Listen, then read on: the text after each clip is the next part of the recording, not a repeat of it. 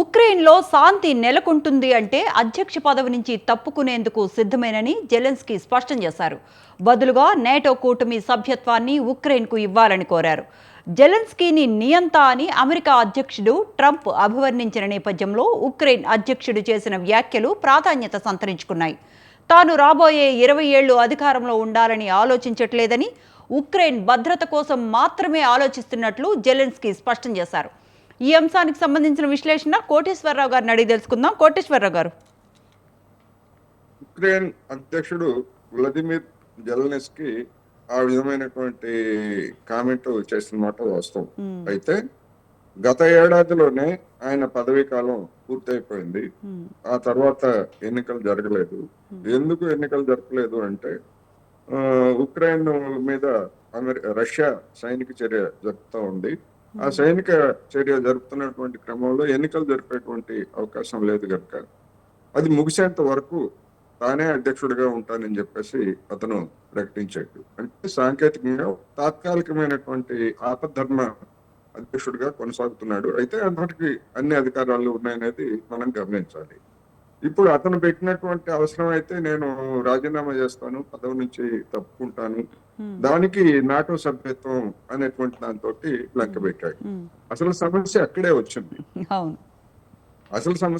వచ్చింది. ఎందుకంటే నాటోని రష్యా వైపు విస్తరించబోము అనేటువంటిది సోవియట్ యూనియన్ విచ్ఛిన్నమైనటువంటి సమయంలో ఈ నాటో కూటమి దేశాలన్నీ కూడా ఇచ్చినటువంటి హామీ.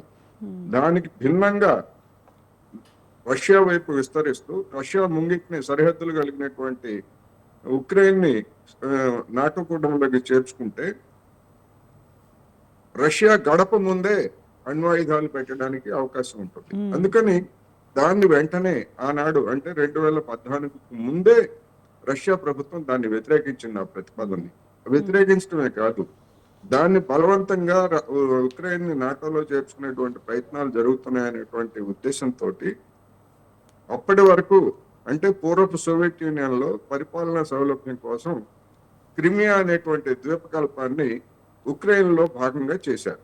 నిజానికి అది రష్యాకు సంబంధించినటువంటి ప్రాంతం. అందుకని తన జాగ్రత్తలో తాను ఉండటం కోసం 2014లో రష్యా ఆ క్రిమియా ప్రాంతాన్ని స్వాధీనం చేసుకున్నారు. ఆ క్రిమియా ప్రాంతాన్ని స్వాధీనం చేసుకున్న తర్వాత ఈ నాటో కూటమి దేశాలు ఉక్రెయిన్ ని మరింతగా రెచ్చగొట్టి తిరిగి మీకు ఆ క్రిమియా ప్రాంతాన్ని మేము అప్పగిస్తాము, మీరు నాటోలో చేరండి, నాటోలో చేరి మాతో చేతులు కలపండి అనేటువంటి ఒత్తిడి తీసుకొచ్చిన తర్వాత అనివార్యమైనటువంటి పరిస్థితుల్లో తమ రక్షణకు గాను మేము సైనిక చర్య జరుపుతున్నామని చెప్పేసి పుతిన్ 2022 ఫిబ్రవరి 24న అంటే ఈ రోజుకి ఇది 4వ సంవత్సరంలో ప్రవేశించింది. ఫిబ్రవరి 24 ఇది 4వ సంవత్సరంలో పెద్ద ఎత్తున ప్రవేశించిన రోజు పెద్ద ఎత్తున దాడులు కూడా జరుగుతున్నాయని చెప్తున్నారు. ఈ నేపథ్యంలోనే తాను అధికారానికి వస్తే 24 గంటల్లో ఉక్రెయిన్ సమస్యను పరిష్కరిస్తానని చెప్పినటువంటి ట్రంప్ ఉక్రెయిన్ తో నిమిత్తం లేకుండా అదేవిధంగా ఉక్రెయిన్ కు మద్దతుగా ఉన్నటువంటి ఐరోపా సమాఖ్యతో నిమిత్తం లేకుండా నేను ట్రంప్ తోటి ఒక ఒప్పందం చేసుకుంటానని చెప్పేసి ప్రకటించాడు. దాన్ని జెలెన్స్కీ అదేవిధంగా ఐరోపా యూనియన్ కూడా తిరస్కరించాయి. అసలు భాగస్వాములు లేదా అసలు బాధితురాలైనటువంటి ఉక్రెయిన్ లేకుండా మీరెవరు ఒప్పందం చేసుకోవడానికి అనేటువంటిది అదే ప్రశ్న. మా ప్రమేయం లేకుండా జరిగేటువంటి ఏ ఒప్పందాన్ని అంగీకరించేది లేదు అని చెప్పేసి గతంలోనే జెలెన్స్కీ ప్రకటించాడు. ఈ ప్రకటించి అదేవిధంగా దుబాయ్ లో రష్యా అదేవిధంగా అమెరికా ప్రతినిధులు సమావేశమైన తర్వాత ట్రంప్ జెలెన్స్కీ మీద నోరు పారేసుకున్నాడు. ఒక డిక్టేటర్ అని చెప్పేసి చెప్పాడు. మరి ఆ డిక్టేటర్ అయ్యేట్లయితే మరి అదే అమెరికా ప్రభుత్వము లేదా అధికారానికి వచ్చిన తర్వాత కూడా ట్రంప్ కూడా ఆ ఉక్రెయిన్ కి ఎందుకు సాయం కొనసాగిస్తున్నాడు? ఎన్నికల సమయంలో మరి డిక్టేటర్ గా కనిపించలేదా? ఇవన్నీ కూడా అనేకమైనటువంటి ప్రశ్నలు ఉన్నాయి. అందువల్ల జెలెన్స్కీ చేసినటువంటి ప్రకటన అనేటువంటిది అక్కడ శాంతి నెలకొనటానికి ఒక ఒప్పందం పొందటానికి అది ఆ ప్రశ్న ఆ సభ్యత్వాన్ని రష్యా అంగీకరించే సమస్య లేదు. అయితే ఇప్పుడు ఈ జెలెన్స్కీ రాజీనామా కానీ లేకపోతే నాటో సభ్యత్వ అంటే ప్రయత్నాలు కానీ ఈ రష్యా ఉక్రెయిన్ సంబంధాలని ఏ విధంగా ప్రభావితం చేస్తాయండి? ఎక్కువ ఎక్కడ ఎఫెక్ట్ పడే అవకాశం ఉంది? ఎక్కువ ఎఫెక్ట్ అంటే ఇప్పుడు గడిచిన 3 సంవత్సరాలుగా రష్యా జరిపినటువంటి సైనిక చర్యల్లో భాగంగా ఉక్రెయిన్ లో 20% ప్రాంతం అంతా కూడా రష్యా ఆధీనంలోకి వచ్చింది. ఆ రష్యా ఆధీనంలోకి వచ్చినటువంటి కొన్ని ప్రాంతాలు అక్కడ మేము స్వతంత్ర దేశంగా ఉంటాము అని చెప్పేసి కొన్ని రిపబ్లిక్లు అంటే ఉక్రెయిన్ లోనే ఉన్నటువంటి కొన్ని రిపబ్లిక్లు ప్రకటించుకున్నాయి. ఆ ప్రకటించుకున్నటువంటి వాటికి రష్యా ఆమోదం తెలిపింది. అందువలన ఇప్పుడు శాంతి చర్చలు లేదా ఇప్పుడు సైనిక చర్య నిలిపివేయాలంటే రష్యన్లు పెడుతున్నటువంటి షరతు ఏమిటంటే నాటోలో ఉక్రెయిన్ ను చేర్చుకోకూడదు. అదేవిధంగా ఇప్పుడు ఏవైతే తమ ఆధీనంలో ఉండి స్వాతంత్రం ప్రకటించుకున్నాయో ఆ ప్రాంతాలన్నింటినీ కూడా స్వతంత్ర దేశాలుగా గుర్తించాలి. రెండోది, ఈ సరిహద్దుల్లో ఏ విధమైనటువంటి సైనికం ఆ నాటో సైన్యం కానీ లేదా మరొక సైన్యం కానీ అక్కడ తిష్ట వేయకూడదు. అదేవిధంగా తమ సరిహద్దులకి ఎలాంటి భంగం కలిగించకూడదు అనేటువంటిది రష్యా మొదటి నుంచి చెప్తున్నది, ఇప్పుడు కూడా చెప్తున్నటువంటిది అదే. అందువలన రష్యా చెప్తున్నటువంటి షరతుల మీద మరి అమెరికా ఎట్లా ఒప్పందం చేసుకుంటుంది, జెలెన్స్కీ ఏం చేస్తాడు, లేదా ఐరోపా యూనియన్ ఏం చేస్తుంది, ఇవన్నీ కూడా ఇవాళ ఒక పెద్ద ప్రశ్నార్థకాలుగా ఉన్నాయి అనేటువంటిది మనం చెప్పుకోవాలి.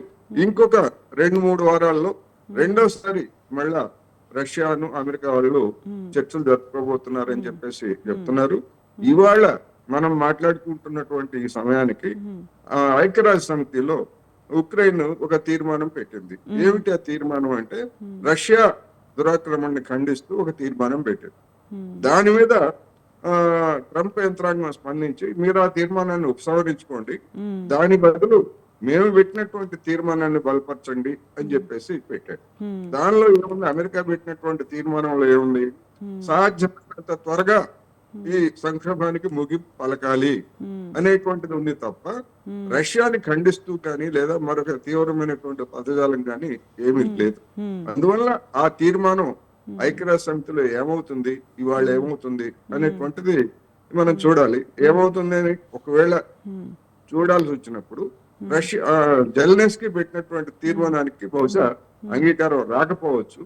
అప్పుడు ఏం జరుగుతుంది, ఉక్రెయిన్ తో నిమిత్తం లేకుండా ఒప్పందంతో ముందుకు పోతారా లేదా అనేటువంటిది మనం చూడాలి.